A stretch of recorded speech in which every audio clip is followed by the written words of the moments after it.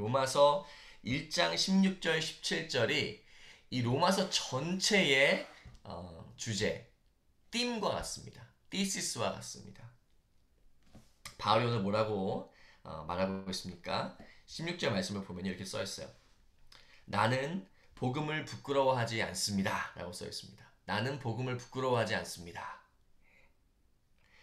이 바울은요, 복음을 위해서 정말 수고한 사람이에요. 예, 바울만큼 복음 때문에 수고한 사람이 있을까 싶습니다. 빌립보에서는 감옥에 갇혔어요. 여러분, 빌립보 감옥에 갇힌 바울과 실라가 그 빌립보 감옥에 갇힌 이야기를 기억하시죠? 그래서 거기 감옥수가 구원받았던 일 여러분 기억하실 것입니다. 데살로니가에서는 쫓겨났어요. 막 사람이 죽이려고 달려들어서 그 도시를 떠나야 했습니다. 베레아에서는 숨어서 이 바구니에 사람을 넣고 숨어서 바울을 넣고 숨어서 사람들이 성 밑으로 내려줬어요. 그렇게 도망쳤습니다. 그렇게 생명을 구했어요. 그리고 아테네에서는 완전 사람들의 조롱거리가 되었습니다. 조롱거리가 되었어요. 왜 그랬습니까? 어떤 사람들에게는 이 복음의 메시지가 굉장히 어리석게 들렸어요. 그 당시에 정말 지성파들, 그 당시에 인텔렉츄얼들에게는 이 그리스도인들의 너무나도 심플한 이 메시지가 어리석게 들렸습니다. 그래서 아테네에서는 이 정말 헬라 문화의 중심이 되는 그곳, 사람들이 그냥 밤낮으로 토론하고 이런 아이디어들을 얘기하던 그곳에서는 바울이 복음을 전했을 때에 조롱거리가 되었습니다.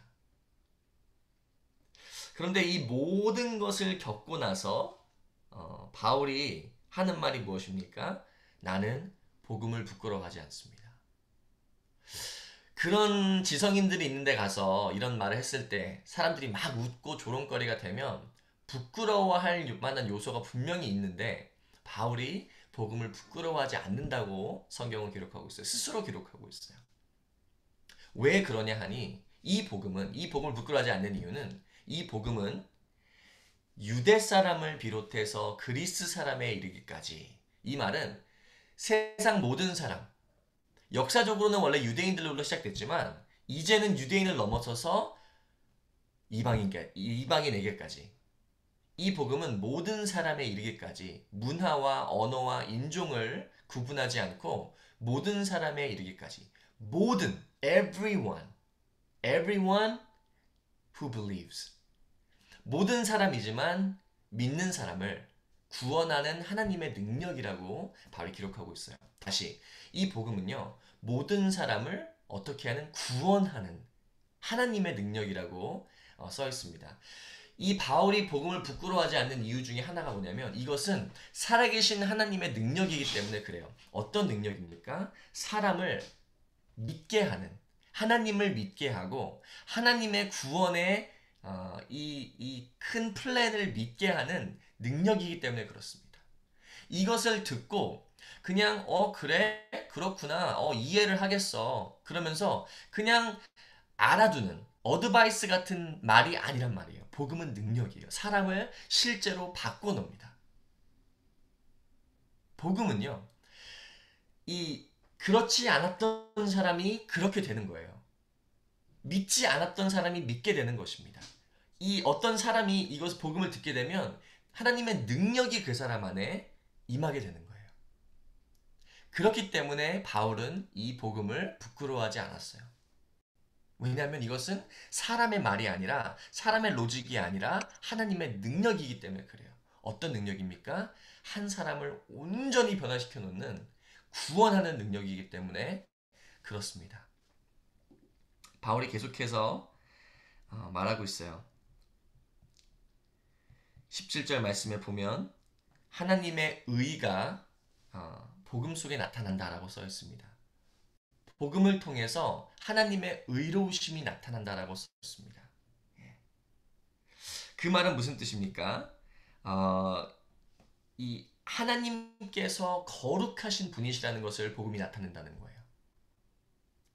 제가 어제 밤에도 설교했지만 요즘 가장 아마 유명한 설교들이 뭐냐면 하나님이 당신을 사랑하시고 어떤 상황에서 당신을 기억하시고 당신은 존귀한 사람이라고 이렇게 가르칩니다. 그런데 그것은 반쪽 복음이에요.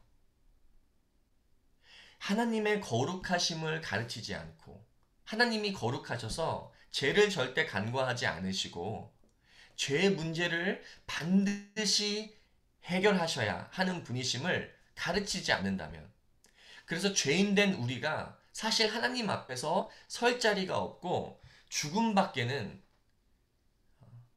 우리 앞에 다른 것이 없음을, 이것을 가르치지 않는다면 사실 그것은 반쪽 복음을 가르치는 것입니다. 그리고 반쪽 복음은 우리도 하여금 가짜 믿음을 갖게 해요. 반쪽 믿음을 갖게 한단 말입니다. 그런데 바울은 분명히 말하고 있어요. 복음 속에는 하나님의 의로우심이 나타난다는 거예요. 인간의 죄의 문제를 반드시 해결하시는 하나님의 거룩하심이 나타난다고 써 있습니다.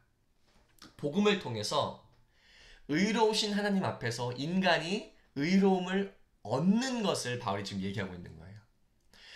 의로울 수 없는 사람이 거룩하시고 의로우신 하나님 앞에서 의로워지는 것을 얘기하고 있는 것입니다. 그리고 이 일은 오로지 믿음에 근거하여 일어난다라고 써 있어요. 하나님과 우리의 관계 속에서 우리를 잇는 유일한 것이 바로 믿음이라는 거예요. 하나님께로 나가는 길을 예수 그리스도가 열어주셨어요. 그것을 믿는 믿음으로만 우리가 하나님과 관계가 있다는 거예요. 다른 것이 없다는 것입니다. 다시 하나님과 우리의 관계를 잇는 것은 오로지 믿음이에요. 오로지 믿음입니다. 바울이 계속해서 말합니다. 이것은 성경에 기록한 바 의인은 믿음으로 살 것이다 한 것과 같습니다. 이 말씀은 하박국서 2장에 있는 말씀이에요. 하나님의 거룩하심이 믿음을 통해서 나타나고 일어나고 그리고 성경에 기록된 바, 이것이 어떤 새로운 아이디어가 아니라는 거죠. 하나님께서 구약시대 때부터 선지자들을 통해서 의인이 믿음으로 살 것이라고 벌써 알려주시고 기록해 두셨습니다. 이것은 뭐 신약에만 있는 어떤 그런 콘셉트가 아니에요. 의인은 믿음으로 살 것이다 라고 말했습니다. 아브라함도 하나님을 믿음으로 의롭다 칭하심을 받았다고 창세기가 기록하고 있어요. 창세기가 the first book of the Bible. 그리고 하박국서에서도 의인은 믿음으로 살 것이다 라고 기록하여 있습니다. 의인은 어떤 일을 행하는, 어떤 법을 지켜서 의로워지는 것이 절대 아니란 말입니다. 거룩하신 하나님 앞에서 우리가 의로울 수 있는 이유는, 또 유일한 길은 바로 믿음이라는 거예요. 뭘 믿습니까? 내가 스스로 해결할 수 없었던 죄의 문제를 하나님의 아들이신 예수가 인간의 몸을 입고 죄 없으신 몸으로 그 죽으심으로, 십자가의 죽으심으로 나의 죄의 대가를 해결하셨다는 거예요. 여러분, 이것을 믿는 믿음이 진짜 믿음이고 이것을 믿는 믿음이 우리를 살게 할 것입니다. 마지막으로 다시 한번 말씀을 정리하도록 하겠습니다. 바울은 복음을 부끄러워하지 않았어요. 복음을 위해서 수많은 역경을 겪었지만 진짜 죽음을 몇 번 피했는지 모르겠어요. 바울이 매 맞는 것은 물론이고 이 바울을 이 죽이려고 어떤 특수부대 같은 사람들이 밤낮을 기다렸어요. 바울을 숨어서 이 길만 지나가면 그냥 죽이려고. 그런데 바울이 사람들에게 조롱거리가 되어가면서도 했던 말이 뭐예요? 나는 복음을 부끄러워하지 않습니다. 이것이 인간의 로직이었다면, 인간의 어떤 만들어낸 것이었다면 부끄러워할 만하죠. 야, 내 아이디어가 이렇게 내가 여기서 조롱받을 일인가? 라고 부끄러워할 만한데, 복음을 부끄러워하지 않는 이유가 무엇입니까? 이것은 바울이 대단하다는 것이 아니라 바울이 말하는 거예요. 나는 복음을 부끄러워하지 않습니다. 왜냐하면 이것은 사람을 변화시키는 하나님의 능력이기 때문에 그렇습니다. 그리고 바울은 수차례 이것을 계속해서 경험하고 보았습니다. 복음을 통해서 교회가 세워지고 사람들이 변하는 모습을 바울은 직접 봤어요. 하나님의 능력을 경험하고 보았단 말이에요. 그렇기 때문에 바울은 복음을 부끄러워하지 않는다고 써 있습니다. 복음은 실제로 모든 믿는 사람을 구원하는 everyone who believes, 모든 사람을 구원하는 하나님의 능력입니다. 그리고 복음 안에는 하나님의 의로우심이 나타나는데 그 거룩하시고 의로우신 하나님 앞에 죄인된 인간이 설 수 있는 유일한 방법과 길은 바로 믿음이에요. 하나님과 우리를 잇는 연결고리가 믿음이란 말이에요. 믿음. 이것은 성경에서 신약에서 나온 새로운 콘셉트가 아니에요. 바울이 만들어낸 어떤 콘셉트가 아닙니다. 이것은 구약에서부터 하나님께서 그의 백성들에게 계속해서 알려주신 거예요. 아브라함이 하나님을 믿으니 의롭다 칭함을 받은 거예요. 하박국이 의인은 믿음으로 살 것이다 라고 구약시대에 수백 년 전에 미리 기록해 놓은 것입니다. 하나님을 믿어서 변화되고 거룩하신 하나님 앞에 서 있는 우리 모두는 이 말씀을, 이 복음을 계속해서 기억해야 할 줄을 믿습니다. 그래서 우리도 바울처럼 복음을 부끄러워하지 않는, 그래서 복음을 위해서 수고하고 우리가 이 복음을 전하는 복음의 전파자로 우리 모두 살게 되기를 주님의 이름으로 축복하고 또 그렇게 기도합니다.